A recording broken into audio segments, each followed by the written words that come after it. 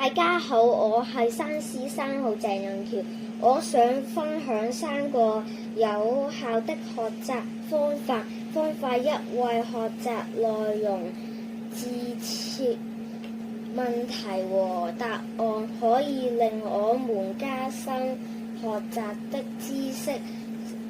方法2：訂立學習時間表，可以讓我們有序地進行溫習。方法3：摘錄筆記，我們在上堂時記得要抄寫老師所說的重點，在溫習時就可以簡單地學習內容。今天我的分享完畢，多謝各位，拜拜。